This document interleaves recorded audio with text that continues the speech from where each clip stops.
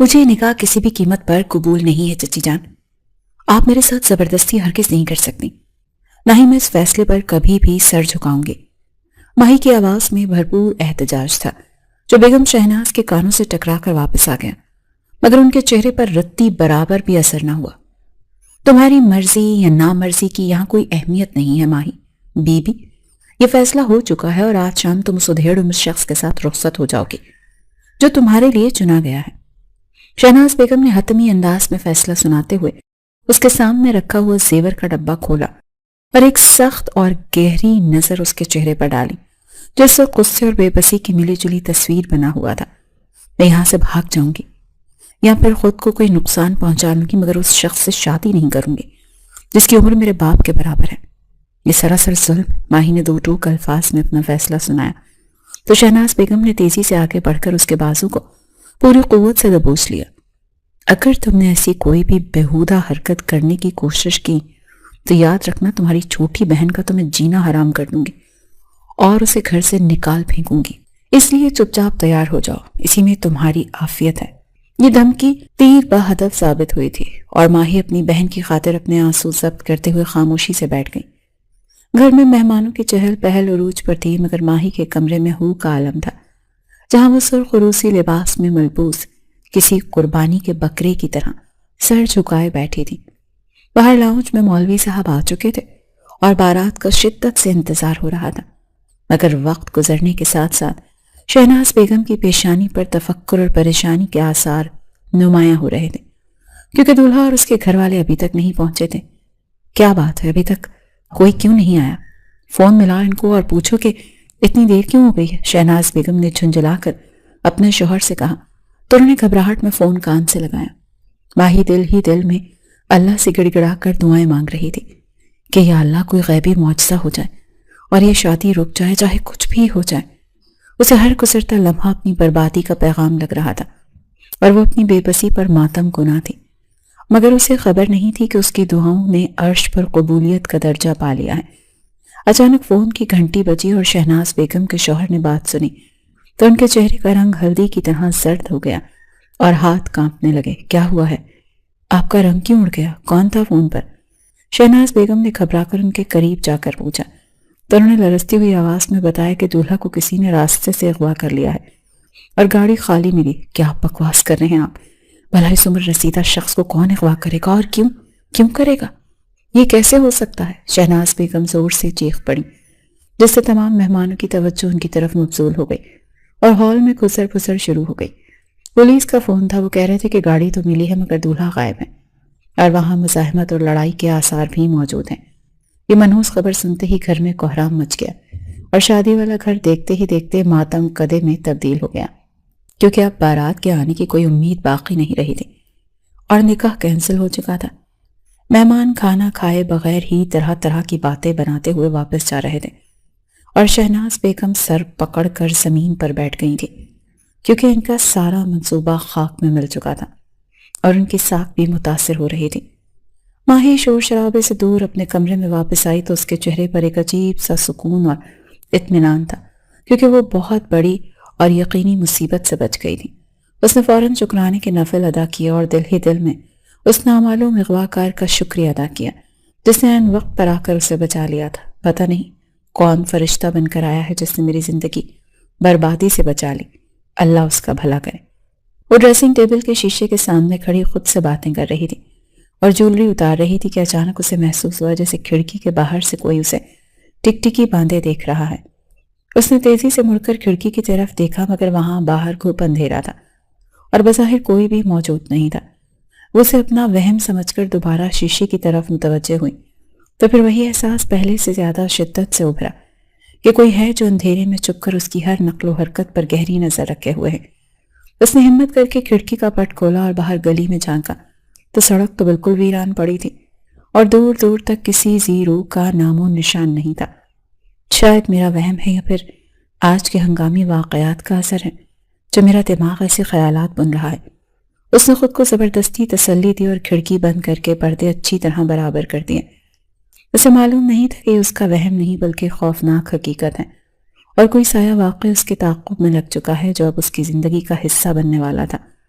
مجھے یہ بتاؤ کہ آج اس نے کیا پہنا تھا، کس سے بات کی اور کتنی بار مسکرائی، کیونکہ میں اپنی غیر موجودگی میں بھی اس کی زندگی کا ہر لمحہ اپنی آنکھوں کے سامنے دیکھنا چاہتا ہوں، اور اگر تمہاری رپورٹ میں 1 سیکنڈ کا بھی جھول ہوا تو میں تمہاری زبان کھینچ لوں گا۔ رمیز حیدر نے اپنے سامنے کھڑے باڈی گارڈ کی آنکھوں میں آنکھیں ڈال کر دھاڑتے ہوئے سوال کیا، تو وہ دیو ہیکل شخص بھی خوف سے پسینے میں شرابور ہو گیا۔ سر وہ آج گھر سے باہر نہیں نکلی، بس شام کے وقت چھت پر آئی تھیں، بہت اداس لگ رہی تھیں، جیسے کسی گہری سوچ میں گم ہوں۔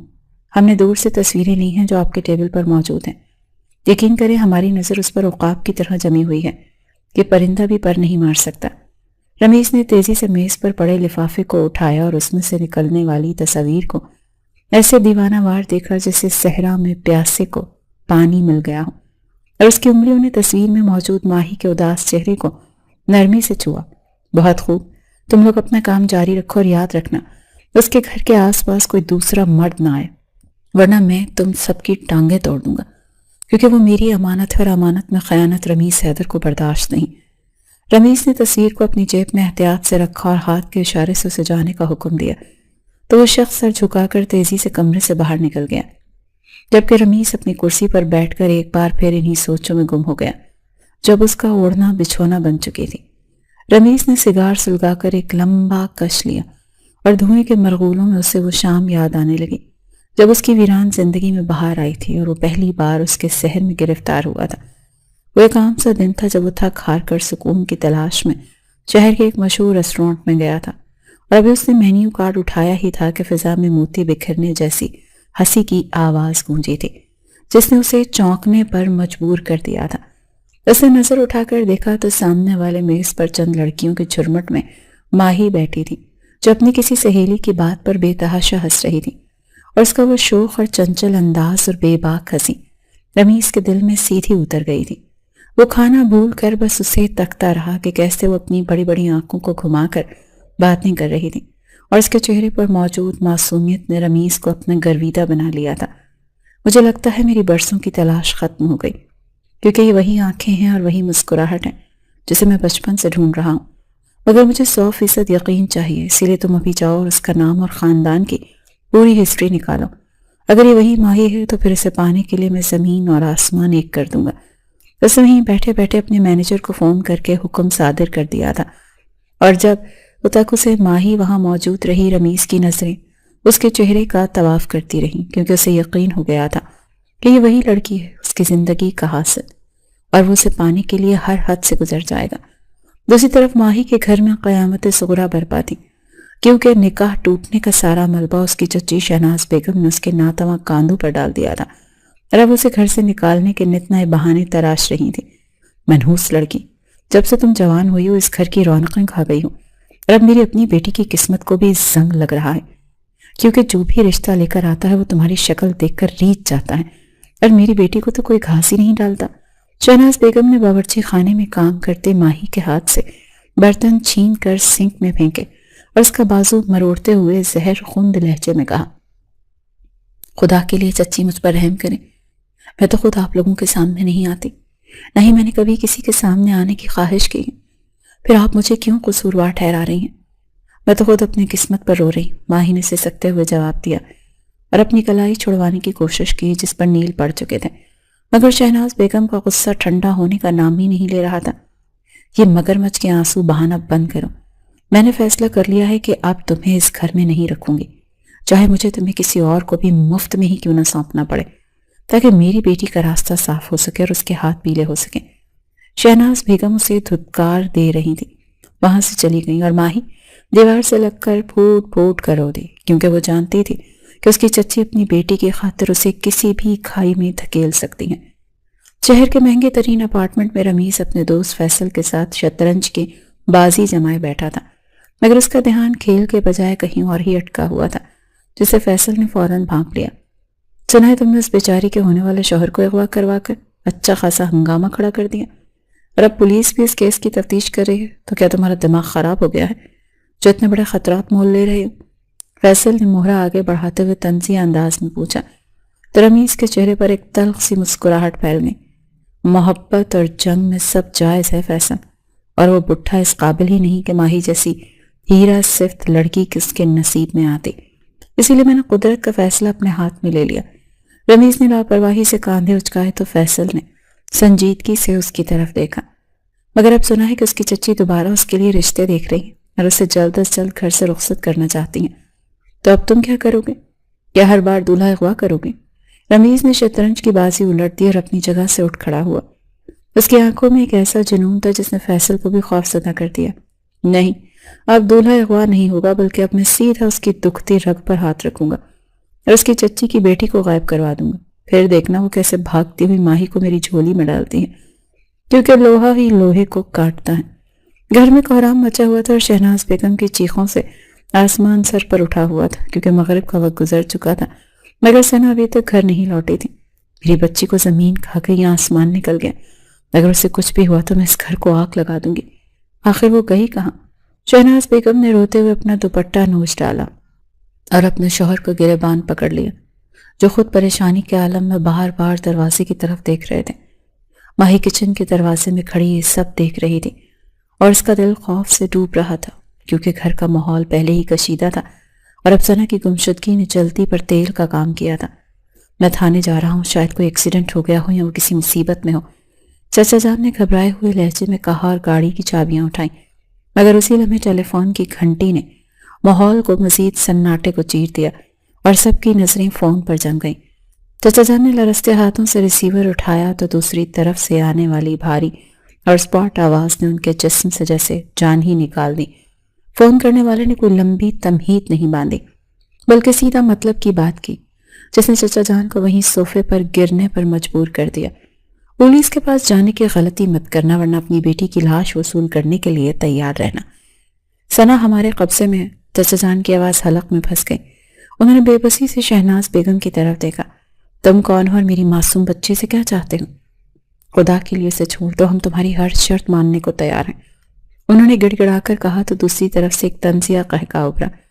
شرط بہت سادہ ہے، ہمیں تمہاری بیٹی میں کوئی دلچسپی ہی نہیں ہے۔ ہمیں وہ لڑکی چاہیے جس کا رشتہ تم نے ہمارے صاحب سے ٹکرایا تھا، یعنی ماہی۔ آج رات ہی ماہی کا نکاح ہمارے صاحب سے کروا دو اور اپنی بیٹی کو صحیح سلامت واپس لے جاؤ، ورنہ نتیجہ تو تم خود سوچ لو۔ کال کٹ گئی اور چچا جان نے کانپتی ہوئی آواز میں جب یہ پیغام شہناز بیگم کو دیا تو وہ ایک زخمی چھیرنی کی طرح ماہی کی طرف لپکی۔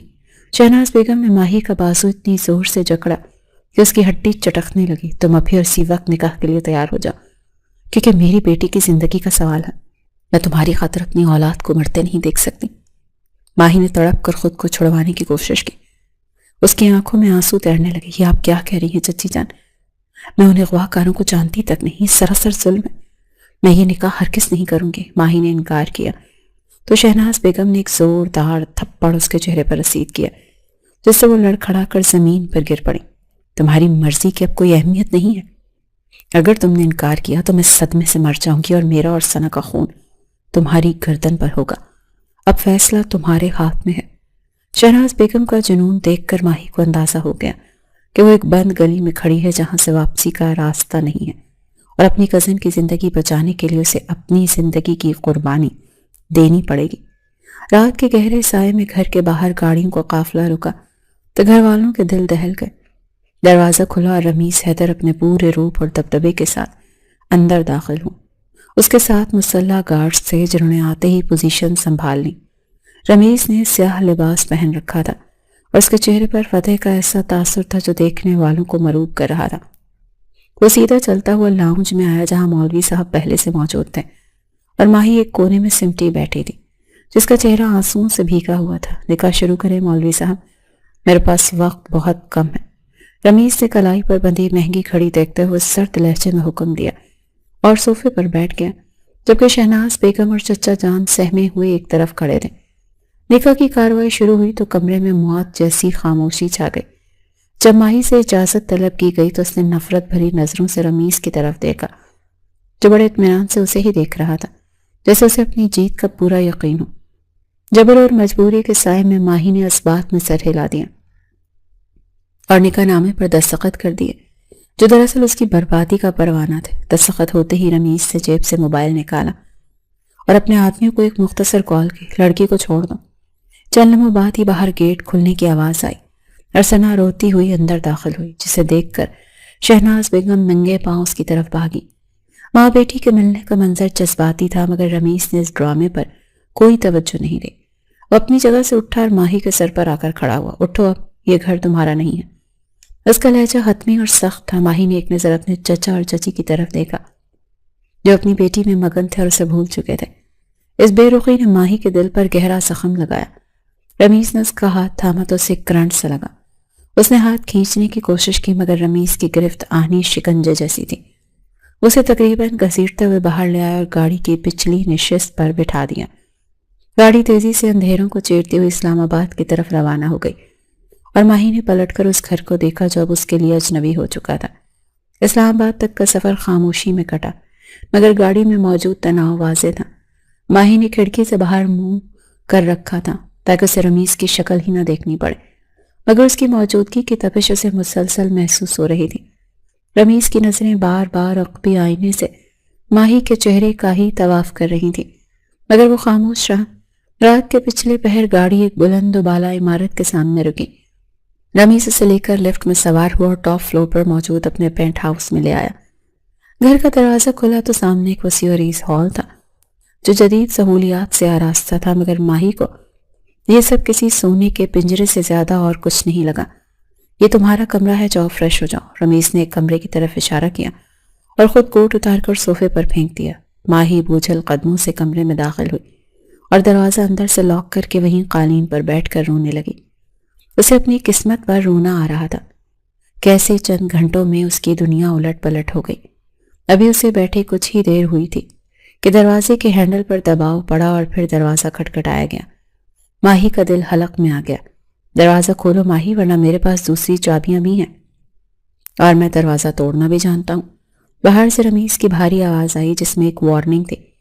ماہی نے ڈرتے ڈرتے اٹھ کر کنڈی کھولی تو رمیز اندر داخل ہوا اور دروازہ واپس بند کر دیا۔ اس نے لباس تبدیل کر لیا اور اب وہ ایک عجیب سے نشیلے انداز میں ماہی کو دیکھ رہا تھا۔ ماہی پیچھے ہٹتے ہوئے دیوار کے ساتھ جا لگی۔ خبردار جو میرے قریب آئے، میں چیخوں گی، شور مچاؤں گی، مجھے ہاتھ مت لگانا۔ ماہی نے کانپتی ہوئی آواز میں دھمکی دی تو رمیز کے لبوں پر ایک طنزیہ مسکراہٹ ابھری اور وہ قدم قدم چلتا اس کے بالکل قریب آ گیا۔ تمہاری چیخیں ساؤنڈ پروف کمرے سے باہر نہیں جا سکتی ماہی، اور رہی بات قریب آنے کی تو اب میں تمہارا شوہر ہوں اور تم پر میرا پورا حق ہے۔ رمیز نے دیوار پر ہاتھ رکھ کر اسے اپنے حصار میں لیا تو ماہی نے اسے دھکا دینے کی کوشش کی، مگر وہ پہاڑ کی طرح اپنی جگہ سے نہیں ہلا۔ میں تمہیں اپنا شوہر نہیں مانتی، یہ نکاح زبردستی کا ہے، یہ دھوکا ہے، ماہی نے روتے ہوئے کہا تو رمیز نے اس کا چہرہ اپنے ہاتھوں میں جکڑ لیا۔ نکاح نکاح ہوتا ہے، چاہے زبردستی ہو یا رضامندی سے، اور آج کی رات اس بات پر مہر لگائے گی کہ تم صرف اور صرف رمیز حیدر کی ملکیت ہو۔ اس کی آنکھوں میں ایک ایسا جنون اور طلب تھی جس نے ماہی کو خوف سے مفلوج کر دیا۔ رمیز نے جھک کر اس کے کان کے پاس سرگوشی کی۔ بہتر یہی ہے کہ خوشی سے قبول کر لو، کیونکہ اب میں تمہارا شوہر ہوں اور یہ حقیقت اب کبھی نہیں بدلے گی۔ رمیز نے لائٹ بند کر دی اور کمرے میں چھا جانے والا اندھیرا ماہی کو یہ باور کروانے کے لیے کافی تھا کہ اب وہ صرف رمیز حیدر کی بیوی ہے، اور اس فیصلے کے آگے اس کی مرضی یا انکار کی اب کوئی اہمیت نہیں رہی۔ ماہی خاموشی سے آنسو بہاتی رہی، کیونکہ وہ جانتی تھی کہ رشتہ اب ایک اٹل حقیقت بن چکا ہے جسے قبول کرنے کے سوا اس کے پاس اور کوئی راستہ نہیں بچا۔ اس رات اسلام آباد کے اس بند کمرے میں ماہی نے اپنی قسمت کے لکھے کے سامنے ہار مان لی تھی، اور رمیز نے اس رشتے پر اپنی مہر ثبت کر دی جہاں سے فرار کا کوئی راستہ نہیں، اور یہی وہ رات تھی جس نے ان دونوں کی زندگیوں کو ہمیشہ کے لیے جوڑ دیا تھا۔ اسلام آباد کے اس پرتعیش فلیٹ میں ماہی کو قید ہوئے کئی ہفتے گزر چکے تھے، مگر اس کے لیے ہر لمحہ صدیوں پر محیط تھا۔ وہ ابھی تک اس بھیانک رات کے سحر سے نہیں نکل سکی تھی جب نکاح کے فوراً بعد رمیز نے اسے اس بات کا احساس دلایا تھا کہ اب وہ صرف ایک کاغذ کے ٹکڑے پر ہی نہیں بلکہ حقیقتاً اس کی بیوی بن چکی ہے۔ اس رشتے کا آغاز اگرچہ ماہی کی مرضی کے خلاف ہوا تھا، مگر اب وہ رمیز حیدر کی منقوحہ تھی، اور یہ ایسا بندھن تھا جسے وہ چاہ کر بھی چھٹلا نہیں سکتے تھے۔ وہ ہر صبح خود کو کوستی کہ وہ کیوں اس شخص کی قید میں ہے جو اسے اپنی ملکیت سمجھتا ہے۔ رمیز کا رویہ اس کے ساتھ عجیب تھا۔ وہ ہر صبح خود کو کوستی کہ وہ کیوں زندہ ہے اور کیوں اس شخص کی قید میں ہے جو اسے اپنی ملکیت سمجھتا ہے۔ رمیز کا رویہ اس کے ساتھ عجیب تھا۔ وہ دن میں اس پر سخت پہرے بٹھاتا، رات کو اسی کے حق سے اس کے قریب آتا جیسے وہ اس کی محبوبہ ہو، مگر ماہی کے لیے وہ لمحات موت سے بدتر ہوتے تھے۔ اس جبر کے رشتے نے ماہی کے دل میں رمیز کے لیے نفرت کا ایسا پہاڑ کھڑا کر دیا تھا جسے سر کرنا اپنا ممکن لگ رہا تھا۔ ایک دوپہر رمیز گھر پر نہیں تھا اور ملازمہ بھی کچن میں مصروف تھے کہ ماہی کو موقع مل گیا۔ اس نے ڈرتے ڈرتے لینڈ لائن فون اٹھایا اور کانپتے ہاتھوں 75 پر کال ملا دی۔ ہیلو، پولیس اسٹیشن، میں گلبرگ کے فلیٹ نمبر 401 سے بول رہی ہوں۔ مجھے یہاں ایک شخص رمیز حیدر نے زبردستی قید کر رکھا ہے۔ خدا کے لیے میری مدد کریں، وہ ایک بہت بڑا مجرم ہے۔ اس نے ایک ہی سانس میں اپنا پیغام ریکارڈ کروا دیا اور فون رکھ دیا کیونکہ اس کا دل سینے سے باہر آ رہا تھا۔ تھوڑی ہی دیر میں نیچے سائرن کی آواز گونجی اور پھر دروازے پر دستک ہوئی۔ ماہی بھاگتے ہوئی دروازے تک پہنچی جہاں پولیس انسپکٹر اپنی ٹیم کے ساتھ کھڑا تھا۔ شکر ہے آپ لوگ آ گئے انسپکٹر صاحب، یہی ہے وہ گھر، مجھے یہاں سے نکالے، میں یہاں ایک پل بھی نہیں رہنا چاہتی۔ ابھی وہ بول ہی رہی تھی کہ پیچھے سے ایک بھاری ہاتھ نے اس کا بازو دبوچ لیا۔ رمیز حیدر نہ جانے کب وہاں آ گیا تھا اور اس کے چہرے پر بلا کا سکون تھا۔ انسپکٹر کی نظر جیسے ہی رمیز پر پڑی تو اس کا رویہ فوراً بدل گیا۔ اس نے آگے بڑھ کر رمیز کو سلیوٹ کیا۔ سوری سر، ہمیں ہیلپ لائن پر ایک ڈسٹربنگ کال موصول ہوئی تھی کہ یہاں کوئی خاتون مشکل میں ہے، ہمیں اندازہ نہیں تھا یہ آپ کی رہائش گاہ ہے۔ انسپکٹر کی آواز میں معذرت اور خوف دونوں شامل تھے۔ رمیز نے مسکراتے ہوئے ماہی کو اپنے ساتھ بھینچ لیا جو حیرت اور صدمے سے بت بنی کھڑی تھی۔ کوئی بات نہیں انسپکٹر، دراصل میری بیوی کی ذہنی حالت ان دنوں کچھ ناساز ہے اور یہ ڈپریشن کی دوائیاں لے رہی ہیں۔ اکثر یہ ایسی حرکتیں کر بیٹھتی ہیں جس کے لیے میں شرمندہ ہوں۔ رمیز نے اتنی صفائی سے جھوٹ بولا کہ ماہی کا دماغ سن ہو گیا۔ یہ جھوٹ بک رہا ہے، میں پاگل نہیں، یہ شخص مجرم ہے، اس نے مجھے اغوا کیا ہے۔ آپ لوگ میری بات کیوں نہیں سن رہے؟ ماہی نے چیخ کر انسپکٹر کا دامن پکڑنے کی کوشش کی مگر انسپکٹر نے ادب سے پیچھے ہٹتے ہوئے رمیز کی طرف دیکھا۔ سمجھ سکتا ہوں سر، اللہ بھابھی کو جلد صحت یاب کرے، ہم چلتے ہیں، آپ کو ڈسٹرب کرنے کے لیے معافی چاہتا ہوں۔ پولیس کی ٹیم نے واپسی کی راہ لی اور ماہی کی امیدوں کا آخری چراغ بھی بجھ گیا۔ دروازہ بند ہوتے ہی رمیز نے ماہی کو جھٹکے سے چھوڑا۔ اس کی آنکھوں میں غصے کے شعلے بھڑک رہے تھے۔ تم نے میری پیٹھ پیچھے فار کرنے کی کوشش کی ہے ماہی، تم نے سوچ بھی کیسے لیا کہ تم پولیس کو بلواؤ گی اور مجھے گرفتار کروا لو گی؟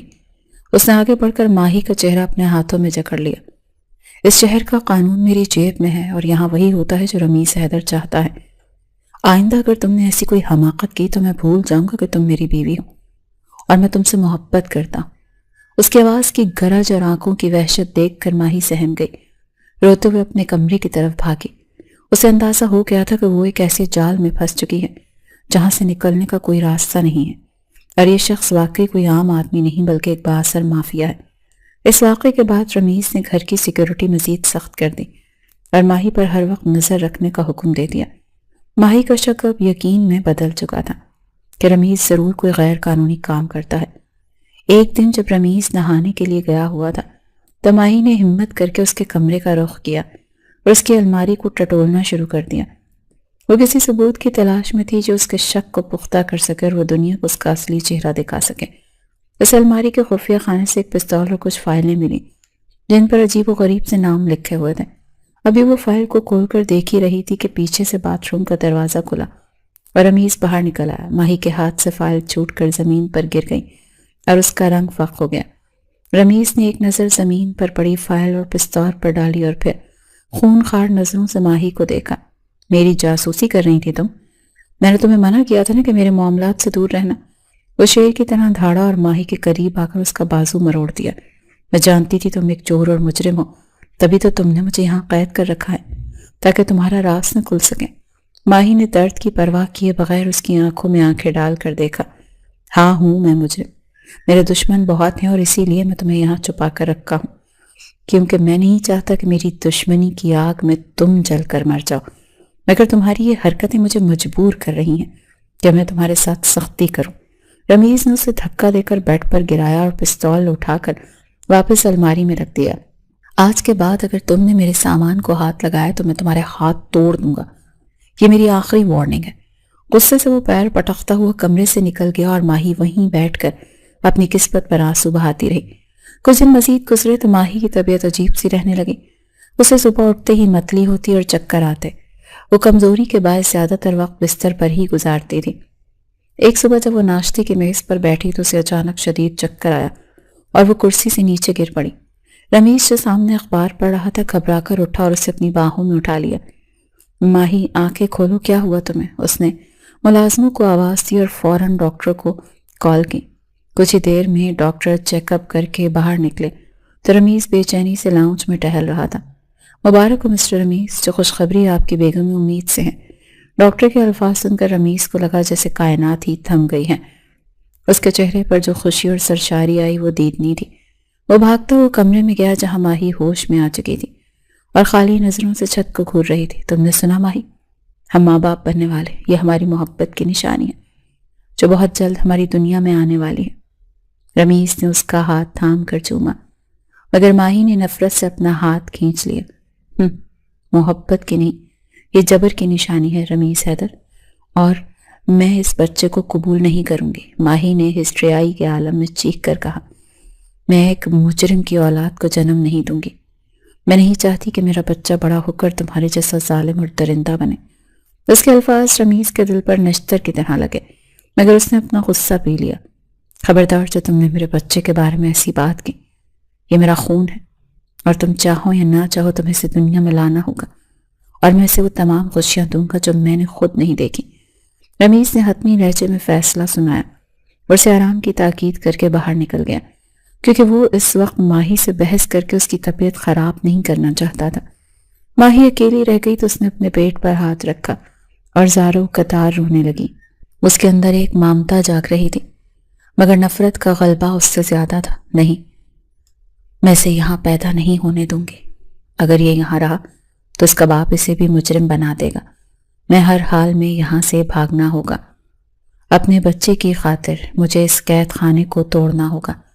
اس نے عزم کر لیا کہ وہ اپنی اور اپنے آنے والے بچے کی زندگی بچانے کے لیے ہر خطرہ مول لے گی۔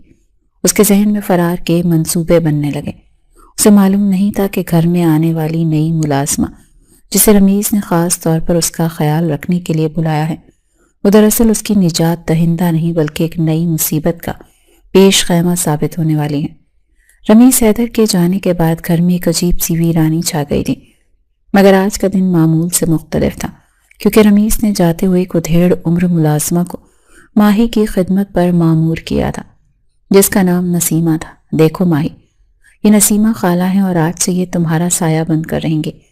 ان کا کام صرف تمہاری صحت کا خیال رکھنا ہے اور تمہیں وقت پر دوائیاں دینا ہے، اور خبردار جو تم نے ان کے ساتھ کوئی بھی بدتمیزی کی، کیونکہ یہ میرے بہت پرانے اور قابل اعتماد ملازم کی بیوی ہیں۔ رمیز نے سخت لہجے میں تاکید کی اور نسیمہ کو بھی اشاروں میں کچھ سمجھاتے ہوئے آفس کے لیے نکل گیا۔ ماہی نے نفرت بھری نظروں سے نسیمہ کی طرف دیکھا اور منہ پھیر لیا، کیونکہ اسے رمیز کے لائے ہوئے کسی شخص سے گھن آتی تھی اور وہ کسی بھی پر اعتبار کرنے کو تیار نہیں تھی۔ نسیمہ نے بڑی عاجزی سے سر جھکایا اور خاموشی سے گھر کے کاموں میں مصروف ہو گئی، مگر اس کی آنکھوں میں ایک ایسی چمک تھی جو بہت کسی گہری سازش کا پتہ دے رہی تھی، جسے ماہی اپنی معصومیت اور پریشانی میں بھانپ ہی نہ سکی۔ دن ڈھلنے کے ساتھ ہی ماہی کی بے چینی بڑھتی جا رہی تھی۔ وہ اپنے کمرے میں ٹہل رہی تھی کہ نسیمہ جوس کا گلاس لے کر اندر آئی۔ بیٹی، تم کیوں اپنی جان گھلا رہی ہو؟ میں جانتی ہوں کہ صاحب کا رویہ تمہارے ساتھ سخت ہے، مگر تم اس حالت میں اپنا خیال رکھو ورنہ بچہ کمزور ہو جائے گا۔ نسیمہ نے انتہائی ہمدردی اور اپنائیت سے کہا تو ماہی کی آنکھوں میں آنسو آ گئے۔ خالہ، میں یہاں نہیں رہنا چاہتی۔ یہ شخص انسان نہیں درندہ ہے، اس نے مجھے قید کر رکھا ہے اور میں نہیں چاہتی کہ میرا بچہ اس جہنم میں آنکھ کھولے۔ ماہی کا دکھ امڈ آیا اور وہ پھوٹ پھوٹ کر رونے لگی۔ نسیمہ نے آگے بڑھ کر اسے گلے سے لگا لیا اور اس کے سر پر ہاتھ پھیرا۔ چپ کر جاؤ میری بچی، میں بھی ایک عورت ہوں اور تمہارا دکھ سمجھ سکتی ہوں۔ میں نے اپنی آنکھوں سے صاحب کے ظلم دیکھے ہیں اور میرا دل خون کے آنسو روتا ہے، مگر میں مجبور ہوں کہ کچھ کر نہیں سکتی۔ نسیمہ نے باتوں باتوں میں رمیز کے خلاف ماہی کے دل میں مزید زہر بھر دیا اور اس کا اعتماد حاصل کرنے میں کامیاب ہو گئی۔ اگلے 2 دن نسیمہ نے ماہی کی ایسی خدمت کی کہ ماہی کو اس میں اپنی ماں کی جھلک نظر آنے لگی۔ وہ ماہی کو یقین دلاتی رہی کہ وہ اس کی خیر خواہ ہے۔ ایک شام جب رمیز گھر پر نہیں تھا، نسیمہ گھبرائی ہوئی ماہی کے پاس آئی اور دروازہ بند کر کے سرگوشی میں بولی، بیٹی، اگر تم یہاں سے بھاگ جانا چاہتی ہو تو آج رات بہترین موقع ہے، کیونکہ صاحب آج شہر سے باہر کسی میٹنگ میں گئے ہیں اور گارڈز کی ڈیوٹی بھی تبدیل ہونے والی ہے۔ ماہی کا دل زور سے دھڑکا، اسے اپنی سماعت پر یقین نہیں آیا۔ کیا واقعی خالہ؟ مگر ہم باہر کیسے نکلیں گے؟ پہرا بہت سخت ہے، اور اگر پکڑے گئے تو؟ رمیز مجھے جان سے مار دے گا۔ ماہی کے لہجے میں خوف اور امید کی ملی جلی کیفیت تھی۔ تم فکر مت کرو، میں نے پچھلے دروازے والے چوکیدار کو کچھ پیسے دے کر ملا لیا ہے، وہ 10 منٹ کے لیے گیٹ کھلا چھوڑ دے گا، بس ہمیں اسی دوران نکلنا ہوگا۔ آگے میری ایک جاننے والے کی گاڑی کھڑی ہوگی جو تمہیں محفوظ مقام پر پہنچا دے گی۔ نسیمہ نے پورا منصوبہ سمجھایا تو ماہی کو لگا کہ اللہ نے اس کی سن لی اور آزادی کا دروازہ کھل گیا۔ رات کا پچھلا پہر شروع ہوتے ہی ماہی نے کالا برقع پہنا اور دل میں آیت الکرسی کا ورد کرتے ہوئے کمرے سے باہر نکل گئی۔ نسیمہ اس کے آگے آگے چل رہی تھی اور وہ دونوں بلیوں کی طرح دبے پاؤں کچن کے راستے پچھلے صحن میں پہنچ گئی۔ ماحول میں خوفناک سناٹا تھا اور ماہی کو اپنے دل کی دھڑکن اپنے کانوں میں سنائی دے رہی تھی۔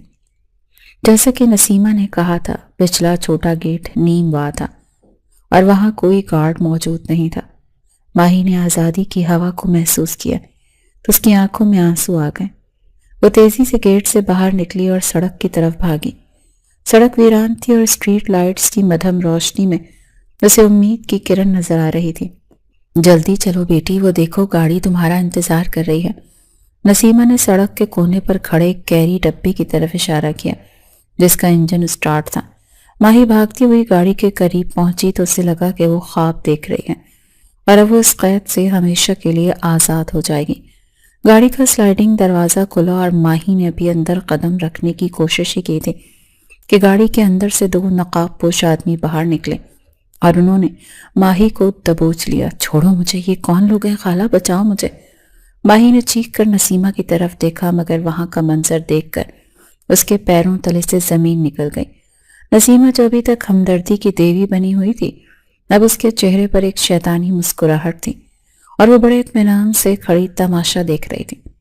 بہت بہت شکریہ بیٹی، تم نے میرا کام آسان کر دیا، اب تم اپنی اگلی منزل پر جاؤ۔ نسیمہ کے طنزیہ الفاظ ماہی کے کانوں میں پگھلے ہوئے سیسے کی طرح اترے۔ اسے سمجھ آ گئی کہ وہ قید سے بھاگ کر ایک اور بڑی مصیبت کے جال میں پھنس چکی ہیں اور نسیمہ دراصل اس کے دشمنوں کی بھیجی ہوئی مہرہ تھی۔ نقاب پوشوں نے ماہی کے منہ پر ہاتھ رکھ کر اس کی چیخیں دبا دیں اور اسے زبردستی گھسیٹ کر گاڑی میں ڈال دیا۔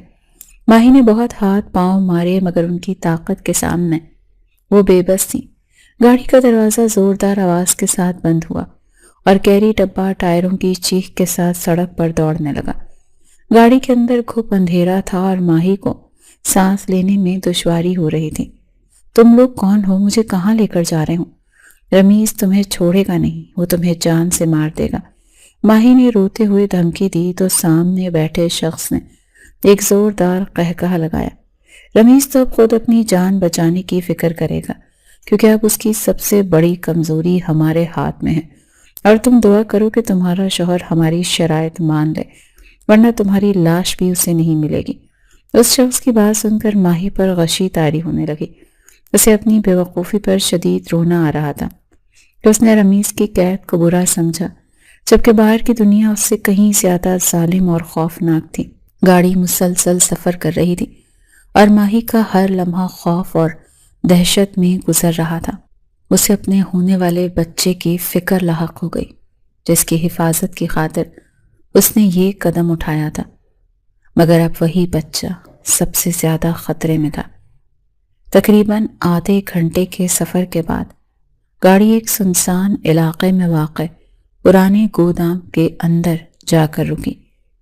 دروازہ کھلا اور اسے کسی جانور کی طرح کھینچ کر باہر نکالا گیا۔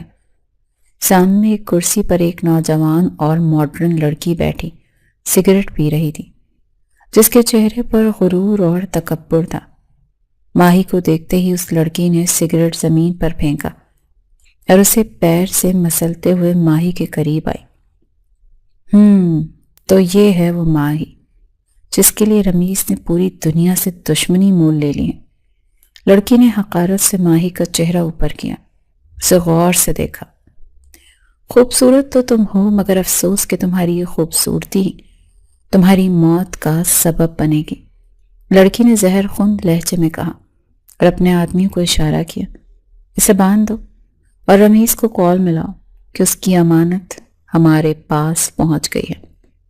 ماہی کو ایک ستون کے ساتھ باندھ دیا گیا اور وہ بے بسی سے آنسو بہاتی رہی، جبکہ اسے اب شدت سے رمیز کی یاد آ رہی تھی، جو شاید برا تھا، مگر اس نے کبھی ماہی کو غیروں کے رحم و کرم پر نہیں چھوڑا تھا۔ گودام کی حبس زدہ فضا میں سگریٹ کے دھوئیں کی بو رچی ہوئی تھی اور ماہی کرسی کے ساتھ بندھی ہوئی نیم بے ہوشی کے عالم میں تھی، جبکہ اس کے سامنے کھڑی لڑکی اپنی تیکھی اور زہریلی نظروں سے اس کا جائزہ لے رہی تھی۔ تو تم ہو وہ معمولی سی لڑکی جس کی خاطر رمیز نے میرے کروڑوں کے بزنس اور میری محبت کو ٹھکرا دیا۔ حیرت ہے، اس نے ہیرے کو چھوڑ کر پتھر کا انتخاب کیا۔ اس لڑکی کا نام الشبا تھا، جو رمیز کے بزنس پارٹنر ہونے کے ساتھ ساتھ اس کی سب سے بڑی حریف بھی بن چکی تھی، کیونکہ رمیز نے اس کی یک طرفہ محبت کو ٹھکرا کر اس کی انا کے بت کو پاش پاش کر دیا تھا۔ الشبا نے ماہی کے بالوں کو مٹھی میں جکڑ کر اس کا چہرہ اوپر کیا تو ماہی نے درد سے کرراہتے ہوئے آنکھیں کھولیں جو سوجی ہوئی تھی۔ تمہیں کیا لگتا تھا تم رمیز کی قید سے بھاگ کر آزاد ہو جاؤ گی؟ بے وقوف لڑکی، وہ قید تمہارے لیے سب سے محفوظ پناہ گاہ تھی، کیونکہ باہر کی دنیا میں میرے جیسے بھیڑیے جو بیٹھے ہیں جو تمہیں چیر پھاڑ کر رکھ دیں گے۔ الشبا نے حقارت سے ماہی کا چہرہ جھٹکا اور اپنے گارڈ کو پستول لوڈ کرنے کا اشارہ کیا۔ رمیز کو ویڈیو کال ملاؤ، میں اسے دیکھنا چاہتی ہوں کہ اس کی محبت کا انجام کیا ہونے والا ہے، کیونکہ آج کی رات رمیز حیدر کی بربادی کی رات ہے اور اس کا آغاز اس لڑکی کی موت سے ہوگا۔ دوسری طرف رمیز حیدر جب گھر واپس پہنچا تو گھر کا مرکزی دروازہ کھلا دیکھ کر اس کا ماتھا ٹھنکا اور ایک انجانے خوف نے اس کے دل کو مٹھی میں لے لیا۔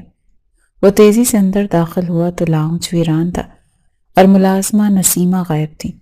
ماہی، تم کہاں ہو؟ جواب دو مجھے۔ وہ دیوانوں کی طرح سیڑھیوں پھلانگتا ہوا اوپر گیا، بیڈ روم کا دروازہ زور سے کھولا، مگر سامنے خالی کمرہ اور بکھرا ہوا سامان اس کا منہ چڑھا رہا تھا۔ الماری کھلی پڑی تھی اور ماہی کے جوتے اور چادر غائب تھی۔ رمیز کو لگا جیسے کسی نے اس کے سینے سے دل ہی نکال لیا۔ اس نے غصے اور وحشت کے عالم میں ڈریسنگ ٹیبل پر مکہ مارا، جس سے شیشے کی کرچی کرچی ہو کر بکھر گیا۔ نہیں، یہ نہیں ہو سکتا، تم مجھے چھوڑ کر نہیں جا سکتی ماہی۔ تم نے اپنی موت کو آواز دی ہے۔ میں اس پورے شہر کو آگ لگا دوں گا اگر تمہیں کچھ بھی ہوا۔ وہ جانتا تھا کہ اس کے دشمن گھات لگائے بیٹھے ہیں اور ماہی کا اس طرح اکیلے نکلنا سیدھا موت کے منہ میں جانے کے مترادف ہے۔ اس نے فوراً اپنا فون نکالا اور سیکیورٹی انچارج کو کال ملائی، مگر اسی لمحے اس کے فون پر ایک انجان نمبر سے ویڈیو کال آنے لگی، جسے دیکھ کر اس کے ہاتھ کانپنے لگے، کیونکہ وہ جانتا تھا کہ یہ کال خیر کی نہیں ہے۔ رمیز نے کال ریسیو کی تو موبائل کی اسکرین پر نظر آنے والے منظر نے اس کے خون کو منجمد کر دیا۔ ماہی ایک کرسی سے بندھی ہوئی تھی اور اس کے چہرے پر خوف اور دہشت کے سائے تھے، جبکہ اس کے پیچھے الشبا ہاتھ میں پستول لیے فاتحانہ انداز میں مسکرا رہی تھی۔ کیسے لگا میرا سرپرائز؟ رمیز حیدر، دیکھو نا، تمہاری جان میرے قبضے میں ہے اور اب اس کی زندگی کی ڈور میرے ہاتھ میں ہے۔ الشبا کی آواز میں ایسا زہر تھا جو رمیز کے وجود میں آگ لگا رہا تھا۔ الشبا، اگر تم نے اس کے بال کو بھی نقصان پہنچایا تو میں تمہاری نسلیں مٹا دوں گا۔ اسے چھوڑ دو، ہمارا معاملہ بزنس کا ہے، اسے بیچ میں مت لاؤ۔ رمیز شیر کی طرح دھاڑا، مگر الشبا نے ایک زوردار قہقہہ لگایا۔ اب معاملہ بزنس کا نہیں رہا جانم، اب تو معاملہ دل کا ہے۔ تم نے میرا دل توڑا تھا، اب میں تمہارا دل توڑوں گی، اور وہ بھی تمہاری آنکھوں کے سامنے۔ اس نے پستول کی نال ماہی کی کن پٹی پر رکھی تو ماہی کی چیخ نکل گئی۔ رمیز کی آنکھوں میں بے بسی اور غصے کا طوفان امڑ آیا۔ جو تم مانگو گی میں دوں گا، بس اسے کچھ مت کرو، وہ امید سے، اس کے پیٹ میں میرا بچہ ہے، خدا کے لیے اس پر رحم کرو۔ رمیز نے اپنی انا کو کچلتے ہوئے پہلی بار کسی کے سامنے التجا کی، کیونکہ سوال ماہی اور اس کے بچے کی زندگی کا تھا۔ ماہی جب تک رمیز کو ایک ظالم اور جابر شخص سمجھتی تھی، آج اسکرین پر اس کی بے بسی اور اپنی خاطر اس کی منت سماجت دیکھ کر حیران رہ گئی۔ اسے پہلی بار احساس ہوا کہ رمیز کی وہ سختی اور قید دراصل اس کی حفاظت کا ایک حصار تھا جسے وہ اپنی نادانی میں توڑ آئی تھی۔ رمیز مجھے بچا لیں، میں واپس آنا چاہتی، میں آپ کے بغیر نہیں رہ سکتی، مجھے معاف کر دیں۔ ماہی نے روتے ہوئے رمیز کو پکارا تو الشبا نے غصے سے اس کے منہ پر ایک تھپڑ مارا۔ بکواس بند کرو، تمہارا ہیرو اب کچھ نہیں کر سکتا، وہ تماشا دیکھے گا۔ الشبا نے رمیز کی طرف دیکھا۔ اگر تم اسے زندہ دیکھنا چاہتے ہو تو اگلے آدھے گھنٹے میں پرانی فیکٹری کے گودام میں اکیلے آ جاؤ، اور ہاں، اگر تم نے پولیس یا اپنے پالتو کتوں کو ساتھ لانے کی کوشش کی تو میں اس کے پیٹ میں پلنے والے تمہارے وارث کو گولی مار دوں گی۔ فیصلہ تمہارا ہے۔ الشبا نے کال کاٹ دی اور اسکرین سیاہ ہو گئی، مگر رمیز کی آنکھوں میں جو شعلے بھڑک رہے تھے وہ سب کچھ راکھ کرنے کے لیے کافی تھے۔ اس نے دراز سے اپنا لائسنس یافتہ پستول نکالا اور اسے لوڈ کرتے ہوئے آئینے میں اپنا عکس دیکھا۔ آج الشبا نے موت کو دعوت دی ہے اور میں اسے مایوس نہیں کروں گا۔ گودام میں ماہی اپنی غلطی پر خون کے آنسو رو رہی تھی۔ اسے نسیمہ کی مکارانہ باتیں اور اپنی بیوقوفی یاد آ رہی تھی کہ کیسے اس نے ایک دشمن کو اپنا مسیحا سمجھ لیا تھا۔ یا اللہ، مجھے رمیز کی قید منظور ہے، مگر ان ظالموں سے نجات دلا دے۔ وہ شخص برا صحیح، مگر اس نے کبھی مجھ پر ہاتھ نہیں اٹھایا، نہ ہی مجھے بھوکا پیاسا رکھا۔ ماہی کا ضمیر اسے ملامت کر رہا تھا۔ اس نے رمیز کی محبت کو اس کا جنون اور وحشت سمجھا۔ الشبا کرسی پر بیٹھی ماہی کو تکلیف میں دیکھ کر تسکین حاصل کر رہی تھی۔ تمہیں پتا ہے ماہی، میں نے رمیز کے لیے کیا کچھ نہیں کیا، مگر اس نے ہمیشہ مجھے نظر انداز کیا، اور صرف تمہاری خاطر اس نے میرے ساتھ پارٹنرشپ ختم کرنے کا فیصلہ کیا۔ یہ سب میں برداشت نہیں کر سکتے، اسی لیے آج تم دونوں کو مرنا ہوگا۔ الشبا نے سگریٹ کا دھواں ماہی کے منہ پر پھینکا۔ اس کی آنکھوں میں جلن اور انتقام کی آگ اتنی شدید تھی کہ اسے اب دولت یا بزنس کی بھی پرواہ نہیں تھی۔ وہ صرف رمیز کو تڑپتا ہوا دیکھنا چاہتے تھے۔ وقت تیزی سے گزر رہا تھا اور ماہی کی امیدیں دم توڑ رہی تھیں۔ الشبا بار بار اپنی گھڑی دیکھ رہی تھی۔ اس کے گارڈز گودام کے چاروں طرف پھیل چکے تھے۔ آدھا گھنٹہ ختم ہونے والا تھا۔ لگتا ہے تمہارے عاشق کو اپنی جان تم سے زیادہ عزیز ہے، لگتا ہے کہ وہ نہیں آئے گا، الشبا نے طنزیہ انداز میں کہا اور اپنی جگہ سے اٹھ کھڑی ہوئی۔ میرا صبر ختم ہو رہا ہے اور میں مزید انتظار نہیں کر سکتی۔ اس نے پستول کا رخ دوبارہ ماہی کی طرف کیا۔ اگر وہ نہیں آیا تو میں اس کی لاش کو تحفے میں بھیج دوں گی۔ ماہی نے خوف سے آنکھیں بند کر لیں اور اپنے پیٹ پر ہاتھ رکھ کر اپنے بچے کی سلامتی کی دعا مانگنے لگی۔ نہیں، وہ آئیں گے، مجھے یقین ہے، وہ مجھے تنہا نہیں چھوڑیں گے، ماہی نے دھیمی آواز میں کہا۔ تو الشبا کا پارا ہائی ہو گیا۔ اتنا یقین ہے اس پر؟ تو چلو دیکھتے ہیں وہ تمہاری لاش پر آ کر روتا ہے یا تمہاری قبر پر فاتح پڑتا ہے۔ الشبا نے ٹریگر پر انگلی رکھی اور ماہی کی سانسیں سینے میں اٹک گئی۔ اچانک گودام کا بڑا دروازہ ایک زوردار دھماکے سے اڑا اور دھوئیں کے بادل چھا گئے۔ الشبا اور اس کے گارڈز گھبرا کر پیچھے ہٹے ہی تھے کہ دھوئیں کے بادلوں سے ایک گاڑی پوری رفتار سے اندر داخل ہوئی اور سیدھی گارڈز پر چڑھ دوڑی۔ فائرنگ کی تڑتڑاہٹ سے گودام گونج اٹھا۔ رمیز حیدر گاڑی سے چھلانگ لگا کر باہر نکلا۔ اس کے دونوں ہاتھوں میں پستول تھے اور وہ کسی زخمی شیر کی طرح دھاڑ رہا تھا۔ الشبا، میں نے کہا تھا نا کہ اگر اسے کچھ ہوا تو میں قیامت برپا کر دوں گا۔ رمیز کی فائرنگ اتنی غیر متوقع اور شدید تھی کہ الشبا کے آدھے آدمی سنبھلنے سے پہلے ہی ڈیر ہو گئے۔ ماہی نے آنکھیں کھول کر رمیز کو دیکھا جو اپنی جان کی پرواہ کیے بغیر موت کے منہ میں کود پڑا تھا۔ اسی لمحے ماہی کو رمیز کسی فرشتے سے کم نہیں لگا۔ الشبا نے صورتحال بگڑتی دیکھی تو اس نے بھاگنے کے بجائے ماہی کو ڈھال بنانے کی کوشش کی اور دوڑ کر اس کے پیچھے چھپ گئی اور پستول اس کی گردن پر رکھ دیا۔ رک جاؤ رمیز، ورنہ میں گولی چلا دوں گی۔ الشبا کی چیخ گونجی تو رمیز کے قدم وہیں جم گئے۔ اس کی انگلی ٹریگر پر رک گئی۔ اپنی بندوق پھینک دو رمیز، ورنہ میں اسے جان سے مار دوں گی، اور تم جانتے ہو کہ میں یہ کر گزروں گی۔ الشبا نے دھمکی دی تو رمیز نے بے بسی سے اپنی دونوں پستول زمین پر پھینک دی اور ہاتھ فضا میں بلند کر دی۔ ٹھیک ہے، میں نے ہتھیار ڈال دیا، اب اسے چھوڑ دو۔ تمہاری دشمنی مجھ سے، اس معصوم کو جانے دو۔ رمیز نے آہستہ آہستہ آگے بڑھنا شروع کیا تو الشبا کی گرفت پستول پر مزید سخت ہو گئی۔ ماہی کی آنکھوں میں آنسو روا تھے اور رمیز کی اس قربانی پر تڑپ رہی تھی جو اپنی جان پر کھیل کر اسے بچانے آیا تھا۔ پیچھے ہٹ جا رمیز، ورنہ میں گولی چلا دوں گی۔ مجھے تمہاری موت سے زیادہ تمہاری تڑپ عزیز ہے۔ الشبا کا جنون آج عروج پر تھا اور وہ کسی بھی لمحے ٹریگر دبا سکتی تھی۔ رمیز نے گہری سانس لی۔ اس کی آنکھوں میں ایک عجیب سی چمک ابھری۔ الشبا، تم جیت گئی ہو، مگر کیا تم جانتی ہو کہ میں نے ماہی کو کیوں چنا؟ رمیز نے اسے باتوں میں لگانے کی کوشش کی، جس پر الشبا ایک لمحے کے لیے چونکی۔ کیوں چنا تم نے اس 2 ٹکے کی لڑکی کو؟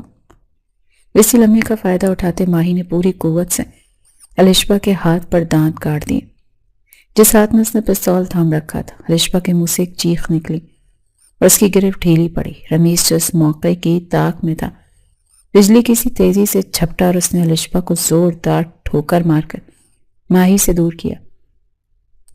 پستول دور جا گرا اور رمیز نے الشبا کو گریبان سے پکڑ کر زمین پر پٹخ دیا۔ میں نے کہا تھا نا کہ اگر اسے خراش بھی آئی تو میں تمہیں زندہ نہیں چھوڑوں گا۔ رمیز کا ہاتھ اٹھا ہی تھا کہ پولیس کے سائرن کی آوازیں گونجنے لگی اور انسپکٹر اپنی ٹیم کے ساتھ گودام میں داخل ہو گیا۔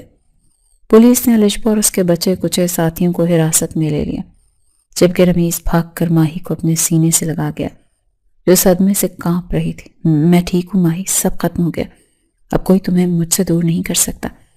رمیز نے اسے دلاسا دیا تو ماہی نے سر اٹھا کر اس شخص کو دیکھا جو اسے ہمیشہ ولن لگتا تھا، مگر آج اسے اپنی زندگی کا سب سے بڑا محافظ نظر آ رہا تھا۔ آپ نے اپنی جان کو خطرے میں کیوں ڈالا؟ میں تو آپ کے لیے صرف ایک قیدی تھی، ماہی نے ہچکیوں کے درمیان پوچھا۔ رمیز نے اس کے آنسو پہنچے۔ تم قیدی نہیں، میری زندگی ہو ماہی۔ شاید تمہیں یاد نہیں، مگر میں وہی رمیز ہوں جو بچپن میں تمہارے گھر کے برابر میں رہتا تھا اور ہم دونوں گھنٹوں ایک ساتھ کھیلتے تھے۔ میں نے 10 سال کی عمر میں تم سے وعدہ کیا تھا کہ میں ہمیشہ تمہاری حفاظت کروں گا، اور آج میں نے اپنا وعدہ پورا کر دیا۔ ماہی حیرت سے اسے دیکھنے لگی۔ اس کے ذہن میں ماضی کے دھندلے نقش ابھرنے لگے اور اسے یاد آئے کہ واقعی ایک لڑکا تھا جو اس کا بہترین دوست تھا، مگر پھر وہ شہر چھوڑ گیا۔ تو آپ وہیں ہیں، مگر آپ نے مجھے بتایا کیوں نہیں؟ اور یہ اغوا، یہ قید، یہ سب کیوں کیا؟ ماہی کو یقین نہیں آ رہا تھا کہ اس کا بچپن کا دوست اس کا شوہر بن چکا ہے، کیونکہ میرے دشمن بہت تھے اور میں سیدھے طریقے سے آتا تو تمہاری جان کو خطرہ تھا۔ میں تمہیں اپنی دنیا کی گندگی سے بچانا چاہتا تھا، اسی لیے میں نے نفرت کا لبادہ اوڑھ لیا تاکہ تم میری کمزوری نہ بنو، مگر میں ہار گیا کیونکہ محبت چھپائے نہیں چھپتی۔ رمیز کی آنکھوں میں سچائی تھی اور یہ دیکھ کر ماہی کے دل سے رہی صحیح نفرت بھی ختم ہو گئی اور اس نے اپنا سر رمیز کے سینے پہ رکھ دیا۔ گھر واپسی پر جب وہ لوگ پہنچے تو شہناز بیگم اور چچا جان سر جھکائے کھڑے تھے۔ انہیں اپنی غلطی اور لالچ کا احساس ہو چکا تھا، کیونکہ رمیز نے ان پر واضح کر دیا تھا کہ اگر انہوں نے ماہی سے معافی نہ مانگی تو انہیں سڑک پر لے آئے گا۔ مجھے معاف کر دو بیٹی، میں دولت کی ہوس میں اندھی ہو گئی تھی، میں نے تمہارے ساتھ بہت ظلم کیا۔ شہناز بیگم نے ماہی کے ہاتھ پکڑ لیے تو ماہی نے انہیں گلے لگا لیا، کیونکہ اس کا دل اب میل سے پاک ہو چکا تھا۔ چند ماہ بعد رمیز کے گھر میں خوشیوں کا سما تھا اور ماہی اپنے نو مولود بیٹے کو گود میں لیے بیٹھی تھی، جبکہ رمیز اس کے پاس بیٹھا مسکرا رہا تھا۔ وہ قید خانہ جسے ماہی کبھی جہنم سمجھتی تھی اب اس کے لیے جنت بن چکا تھا، کیونکہ وہاں اب جبر نہیں بلکہ محبت اور اعتماد کا راج تھا۔ تمہیں پتہ ہے ماہی، اگر تم اس دن پولیس کو فون نہ کرتی تو شاید مجھے کبھی پتہ نہ چلتا کہ تم کتنی بہادر ہو۔ رمیز نے شرارت سے کہا تو ماہی نے مسکرا کر اسے دیکھا۔ اگر آپ مجھے اغوا نہ کرتے تو مجھے کبھی پتہ نہ چلتا کہ میرا بچپن کا دوست اتنا بڑا مافیا ڈان بن چکا ہے۔ دونوں کی ہنسی کمرے میں گونج اٹھی اور باہر چاند اپنی پوری آب و تاب کے ساتھ چمک رہا تھا، جو اس بات کا گواہ تھا کہ محبت اور جنگ میں جیت ہمیشہ سچے جذبے کی ہوتی ہے، چاہے راستہ کتنا ہی کٹھن کیوں نہ ہو۔